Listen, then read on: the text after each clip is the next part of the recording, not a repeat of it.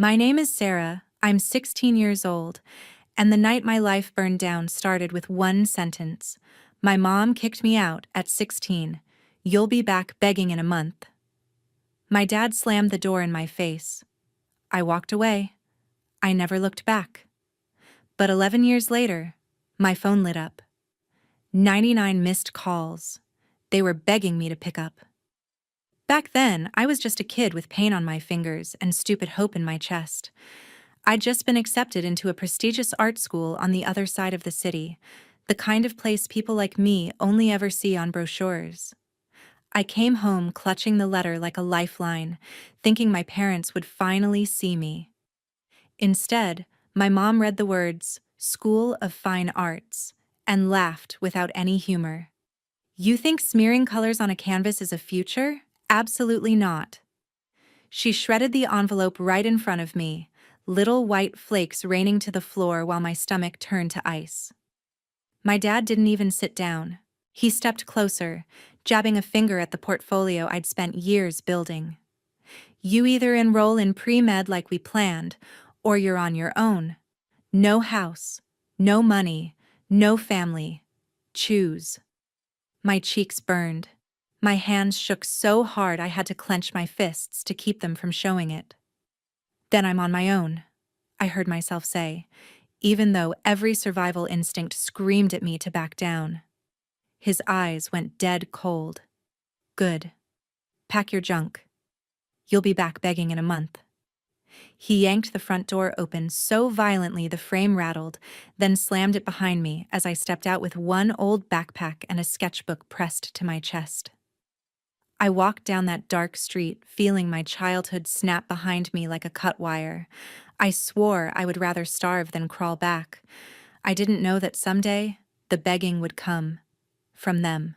Before I tell you what he said, and what happened after I walked out, tell me, what time is it for you right now, and where are you watching from? I'm curious to see how far this story will travel. I'm Sarah, 16, standing on a cracked sidewalk with a backpack and a portfolio, and the only thing I own that feels like a future is a folded acceptance letter my parents tried to destroy. That night, I crashed on a friend's couch, but my mind wasn't with the blankets or the borrowed pillow. It was inside a painting I hadn't even created yet. In my head, I saw a girl reaching for a door while two faceless figures towered behind her, their hands stained with the ashes of burned canvases. That image wouldn't leave me alone. When I finally stepped onto campus a week later, sleep-deprived, terrified, and technically homeless, I felt something strange. Not safety, but possibility. The studio smelled like acrylic and turpentine, and for the first time in my life, no one told me art was a waste. I scraped together my savings, paid the first month of a tiny shared room near school, and picked up shifts at a dingy late-night diner. During the day, I painted until my fingers cramped. At night, I scrubbed tables and pretended my feet weren't killing me. The exhaustion was brutal, but it still felt better than suffocating in that house. The first real human warmth I felt came from a fellow student in my foundations class, a boy with wild curls and paint permanently under his nails. He looked at my first assignment, a rough charcoal sketch of that faceless pair of parents, and whistled softly. "There's anger in this," he said. "Real anger. Don't lose that." I didn't realize it then, but that comment would become the seed of something darker. Revenge art. That week, I woke up from a nightmare drenched in sweat. In the dream, my mom had taken every canvas I ever painted and fed them one by one into a fireplace, smiling while the colors curled and blackened. I jolted upright, grabbed my sketchbook, and started drawing the scene exactly as I'd seen it. My hands reaching into the flames, her face warped with satisfaction. The next day, I turned that sketch into a painting. Every brush stroke felt like a scream I'd never been allowed to let out. That piece, half confession, half accusation, got attention. Professors lingered in front of it. Students whispered. "This is raw," one of them said. "Who hurt you?" I just smiled thinly and kept painting. I wasn't ready to answer that out loud. Money was still a constant problem. My parents had cut me off completely. No calls, no messages, nothing but a silent block. When tuition came due for the next term, I stood in the financial aid office shaking, only to find out my scholarship application had been mysteriously withdrawn from the online portal. I hadn't withdrawn anything. I changed my password and stared at the screen in disbelief. Later, I heard from a sympathetic clerk that someone had called pretending to be me and corrected my plans, saying I'd decided not to pursue art after all. There were only 2 people who would benefit from that. My jaw tightened so hard it hurt. If they thought sabotaging my future from a distance would send me crawling home, they didn't know me at all. I picked up more shifts. I sold sketches on the street. I painted until my eyes blurred. At 3 in the morning, when the loneliness crept in and the room felt too quiet, one question kept circling in my mind like a vulture. Would you dare walk away from everything you've ever known, even if you knew the loneliness would chew on you every night? By the time the mid-year student exhibition rolled around, I'd turned my anger into a series. 3 large canvases, a child offering a glowing painting to 2 shadowy adults, the adults tearing it in half, the child walking away, clutching the torn pieces like armor. My mentor pushed me to submit them as a set. "People need to see this story," she said. "It's ugly and honest. That's what good art is." The night of the showcase, the gallery buzzed with chatter, cheap wine, and the click of expensive shoes on polished concrete. I stood by my series, palms damp, pretending I wasn't watching every reaction like my life depended on it. Some people stared in silence. Others leaned in, reading the small title card, Inheritance. A boy I'd seen around nodded at me. "Who are they?" he asked, pointing at the shadow figures. "My parents," I said simply. He laughed awkwardly, thinking I was joking. I didn't correct him. As the room filled, my phone vibrated in my pocket. Unknown number. I ignored it. Then again. And again. I silenced it, forcing myself to focus.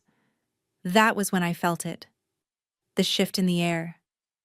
The kind of quiet that isn't silence but tension pulling tight like a wire. I looked toward the entrance and almost stopped breathing. My mother was standing in the doorway, dressed like she was attending a corporate gala, eyes sweeping the room with that familiar mix of judgment and calculation. For a second I thought I was hallucinating, some stress-induced mirage. But then her gaze locked onto my series. Her face hardened. She moved toward my work with slow, deliberate steps. The crowd parted around her like they could sense the storm. "What is this?" she hissed when she reached my corner, her voice low but laced with venom. "Is this how you portray us? As monsters?" Heat rushed to my face, but I didn't look away. "If the shoe fits." Her eyes flashed. She stepped closer to the nearest painting, the one where the adults shred the child's work, and lifted her hand like she wanted to rip the canvas right off the wall. For a heartbeat, I was back in my parents' living room, watching my father snap my sketchbook in half and toss it into the trash while my mother said, "You'll thank us for this someday." My stomach twisted so violently I thought I'd be sick. "Don't," I said, my voice steady even though my pulse roared in my ears. "Touching the work is against gallery rules." People had started to form a semicircle around us. Whispers fluttered through the air. She seemed to finally notice the audience. Her lips curled into a brittle smile, but her eyes stayed sharp. "This is what you've been doing? Painting our family drama for strangers? You are embarrassing us." "You embarrassed yourself," I replied quietly. "I'm just documenting it."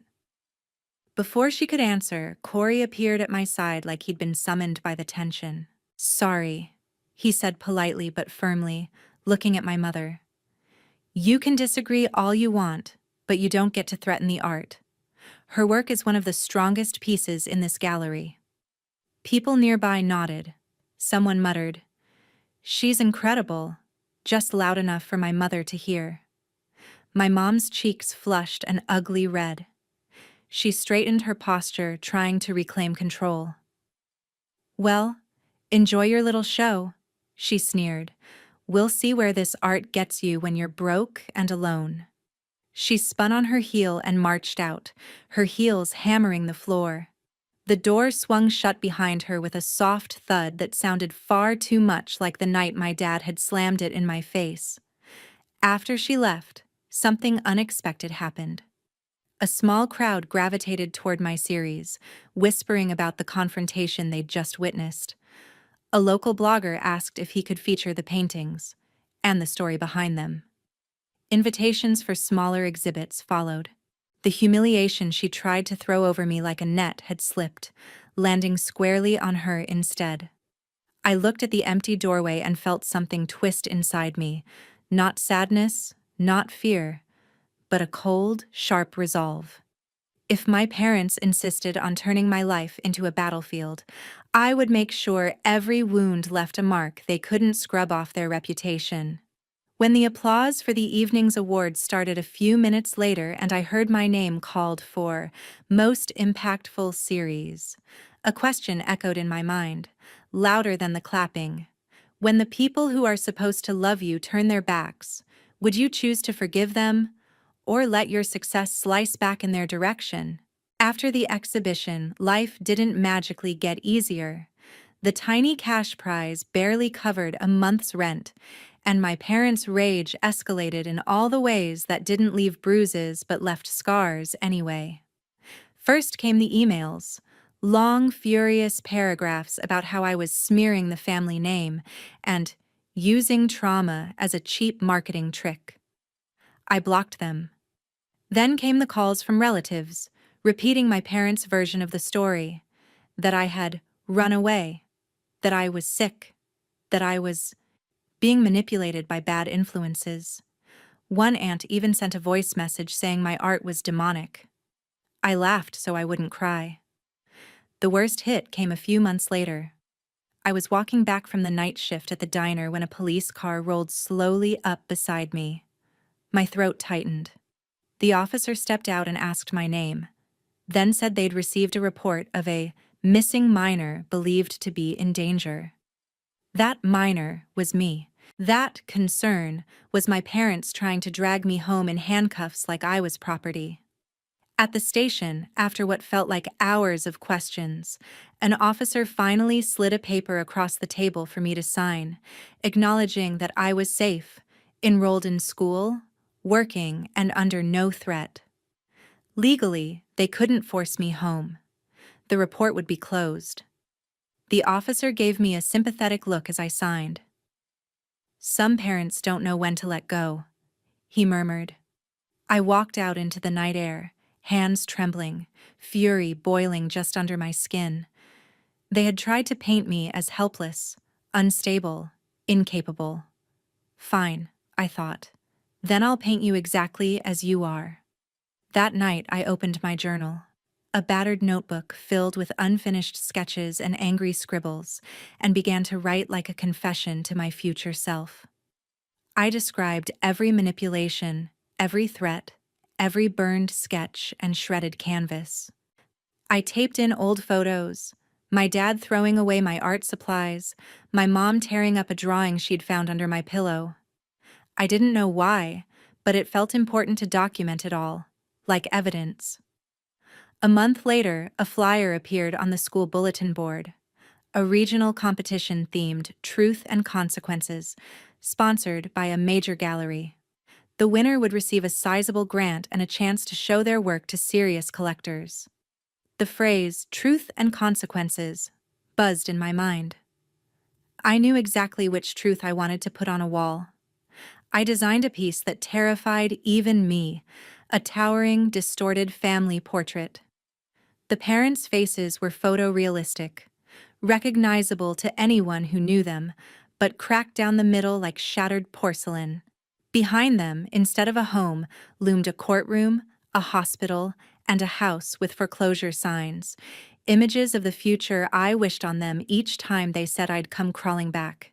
The child in the painting, me, turned her back on the frame entirely, walking toward a blank canvas that glowed like a doorway out. I painted until my fingers ached and my vision blurred. During breaks, I reread my journal entries, letting the memories sting so I could drag that pain onto the canvas. One evening, my phone lit up with my mother's name. Against my better judgment, I answered. "We heard you caused a scene with the police," she began, without greeting. "Do you know how that makes us look? People think we don't care about our own daughter." I laughed, bitter. "You care a lot about how you look. Not so much about me." There was a pause on the line, then my father's voice came through, harsh and sharp. "You're still our responsibility until you're 18. Come home and we'll fix this. Drop the art nonsense, enroll in real classes, and we'll pretend this phase never happened." Something inside me snapped cleanly, like a rope cut with a knife. "No," I said quietly. "You taught me that choices have consequences. Now it's your turn." I hung up before they could respond. My hands shook, but not from fear, from adrenaline and the fierce clarity of someone who has finally chosen themselves. Staring at the half-finished painting, I knew there was no going back. I would enter the competition. I would tell the truth on canvas, even if it shattered whatever was left of our relationship. As I layered more paint, another question rose in my chest, heavy and sharp. If the same people who pushed you to the edge suddenly asked for forgiveness, would you give it to them, or let them live with the fallout they created? The weeks before the regional competition bled together in a blur of paint, coffee, and missed sleep. Every stroke on the canvas felt like I was carving my history into stone. Professors stopped by my easel and lingered. One of them, a notoriously harsh critic, stared at the family portrait for a long time before saying, "This is uncomfortable to look at. That means it matters." His words lodged in my chest like a strange kind of comfort. Then came the message that made my stomach drop. My mother wanted to meet, to talk about the disaster you're about to cause. Against my better judgment, I agreed. Not because I wanted approval, but because part of me wanted to see the fear in her eyes. We met at a quiet cafe far from campus. As she walked in, I noticed the differences immediately. The lines around her mouth had deepened. There was a tightness in her shoulders I'd never seen before. Her hair, once perfectly styled, was pulled back in a rushed bun. For a second, I almost didn't recognize her. "Sarah," she said, sitting down across from me. No hug, no smile, just my name. "I saw the flyer. Your school posted your entry online. Do you have any idea what that painting will do to us?" I took a slow sip of my coffee, letting the silence stretch. "You mean what it will do to your reputation," I corrected. "My life is already done being controlled by you." Her jaw clenched. "You're making us look like monsters, people at church, at work." She stopped herself, glancing away. That slip told me more than she meant to. I leaned forward. "What happened at work?" Her eyes snapped back to mine, anger and something like panic flickering there. "Nothing you need to worry about," which meant everything had gone wrong. Later, through a cousin who still secretly texted me, I learned the story. My mother had bragged for years about her perfect daughter headed for medical school. When the truth came out, that I'd been kicked out and cut off for choosing art, whispers started. A coworker whose kid went to my art school had seen the Inheritance series online and recognized my mother's face in the shadows. Word spread. Complaints were made about her unprofessional behavior when she ranted about ungrateful children at work. She was quietly demoted. Her perfect image had cracked. Sitting across from her now, watching the tremor in her hand as she lifted her cup, I felt a dark satisfaction curl in my chest. Consequences. "They think I'm a bad mother," she said, voice low. They don't understand the sacrifices I made. You set fire to my dreams and then got surprised when the smoke showed, I replied. Her gaze snapped to me, wounded. I did what I thought was best. I wanted stability for you. A real career. No, I said, shaking my head. You wanted control. There's a difference. For a moment, the mask slipped. I saw not the cold, demanding woman I grew up with, but a tired, frightened human whose carefully curated life was falling apart. I'm sorry, she whispered. The words so soft I almost missed them. I didn't think it would. I didn't think you'd actually leave. Anger flared. You told me I'd be back begging in a month. Her eyes filled with tears. I was wrong. Her voice cracked. Do you want me to say I was wrong? Fine, I was. But that painting, it will destroy whatever respect we have left. Your father's business depends on that image. Our finances. There it was. The real reason. Not my pain. Their money. I sat back, letting the realization sink in. So you're not here to understand me, I said quietly. You're here to ask me to protect you. Again. She swallowed, unable to deny it. You could paint something else, she said. Something less personal. If you pull that piece from the competition, your father and I can help you. We can pay your tuition. We can fix the scholarship issues. We can make this right. The offer hovered between us like a poisonous flower.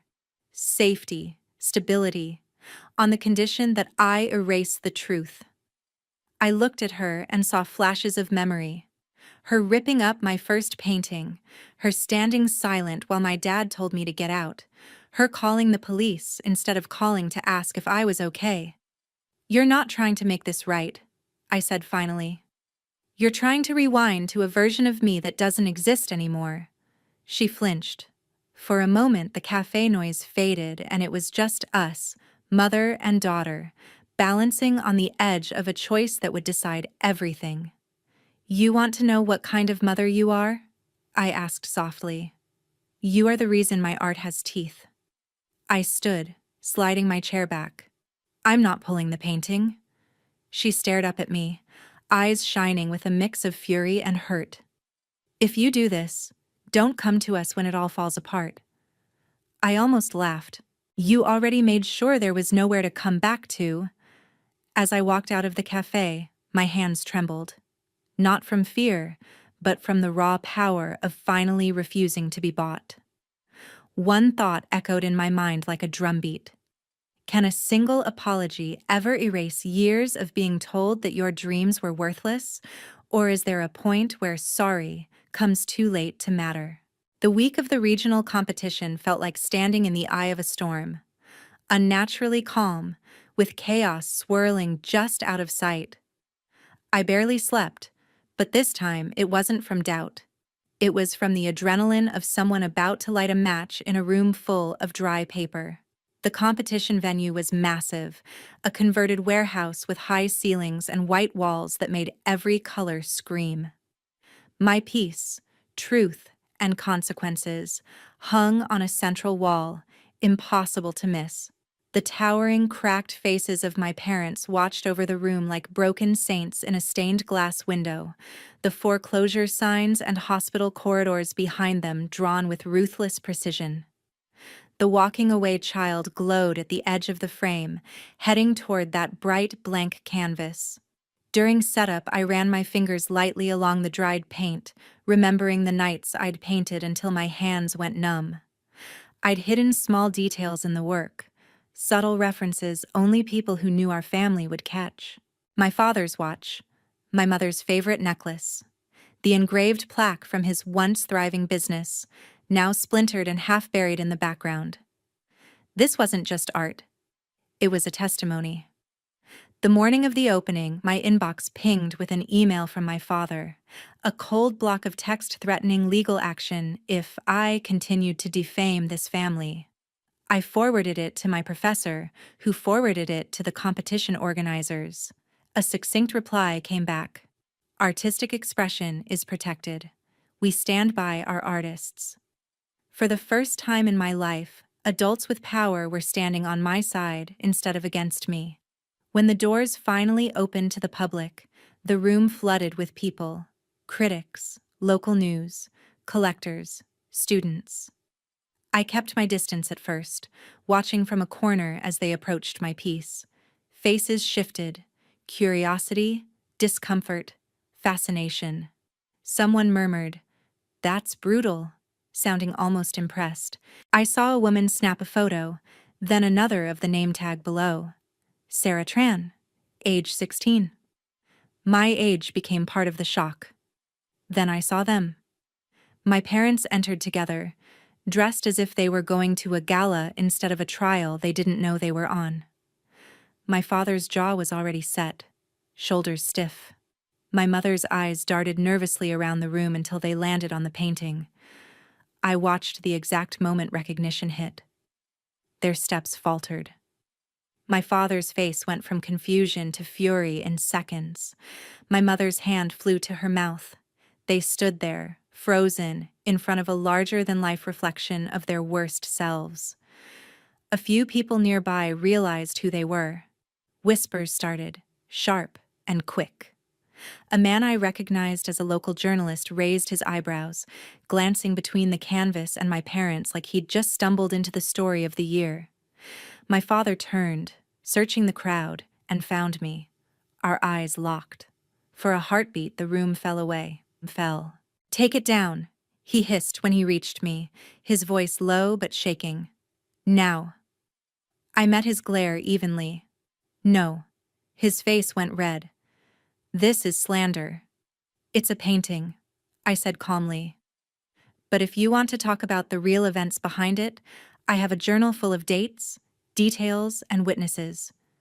We can take that to court if you'd like. Truth and consequences, remember?" His mouth opened, then closed. For once, he had no immediate comeback. My mother hovered behind him, eyes glazed with something like panic. "Sarah, please," she whispered. "We're already. Things are bad. The business is struggling. People stopped trusting your father after those rumors at work, after the police thing, after your little series went around online. This will ruin us." The words hit me, but not the way she meant them to.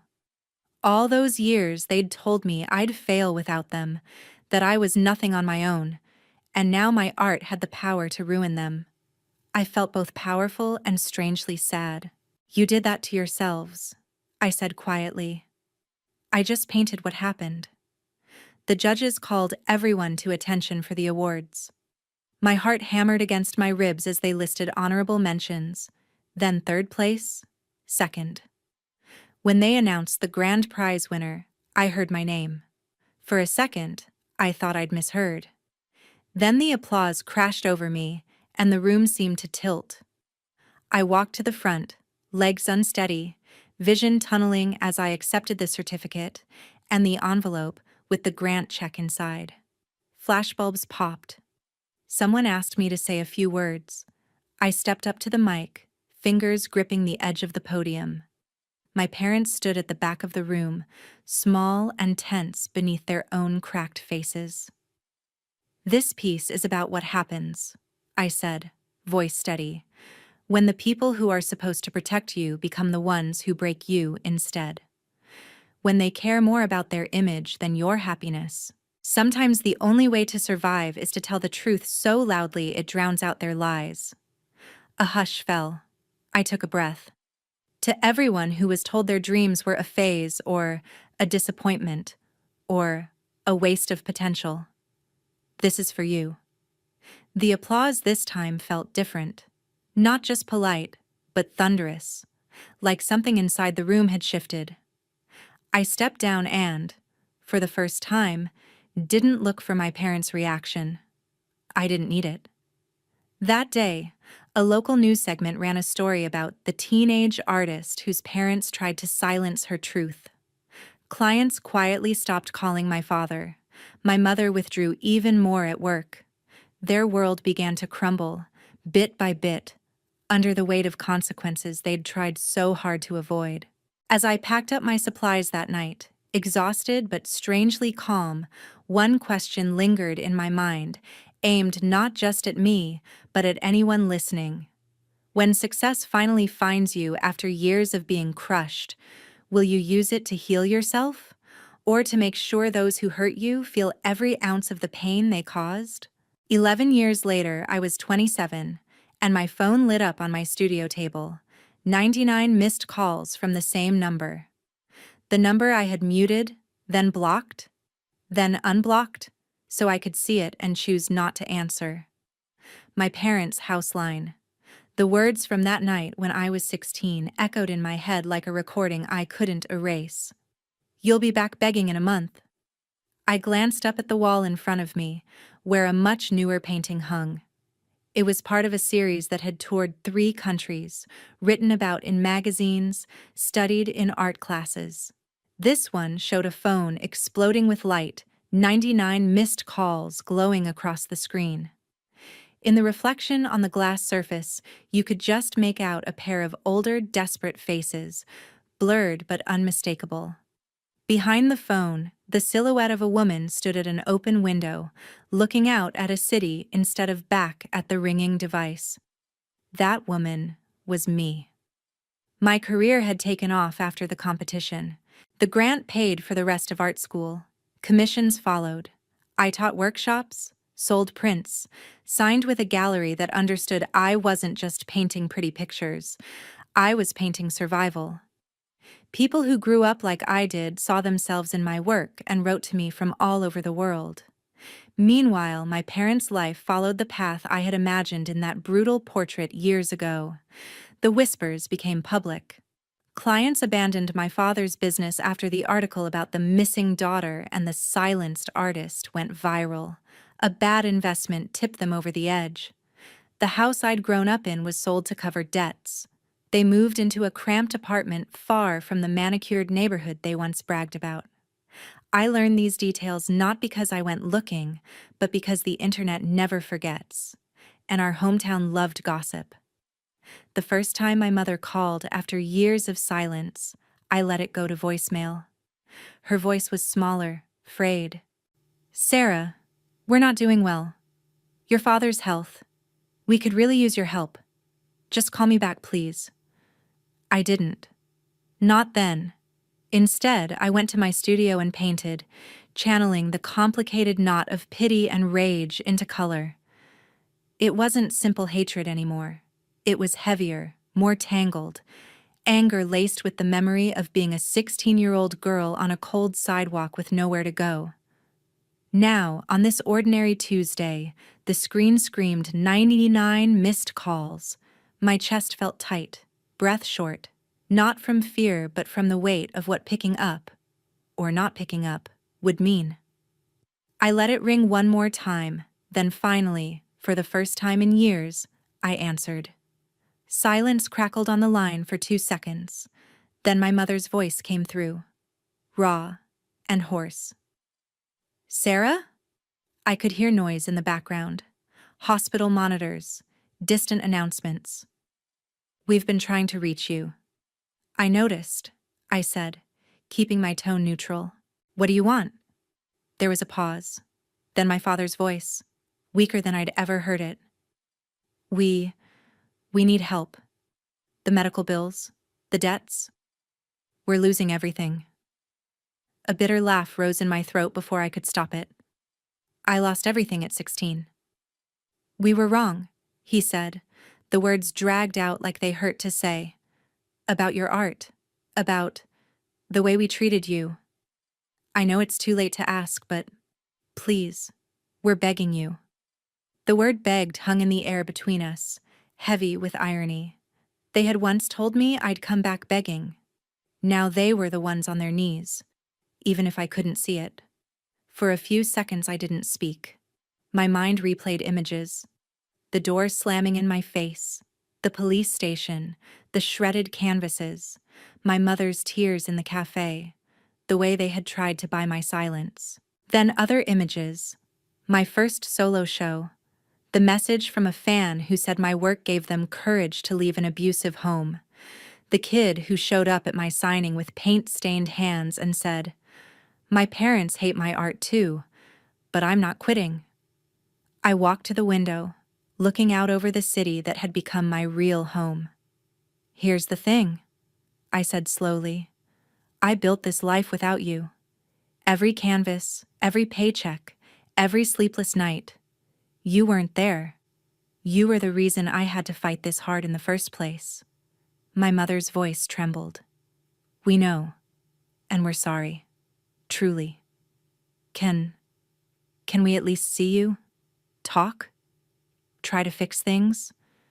My eyes stung, but I refused to let the tears fall. "You want forgiveness now that you've lost everything," I murmured. "Would you have called if you were still in that big house with your perfect reputation and your perfect lie?" Silence answered me louder than words. I already knew the truth. I could have hung up. Let them drown in the consequences they'd poured on me first. Part of me wanted to. That part remembered every cruel sentence word for word. Another part, smaller but insistent, whispered that carrying this hatred forever would chain me to them just as tightly as obedience had. I took a deep breath. "I'm not your safety net," I said. "I won't be your bank.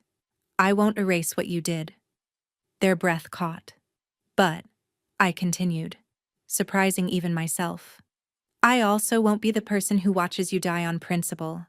I'll have my lawyer contact the hospital about a payment plan. It'll go through a foundation, not my name.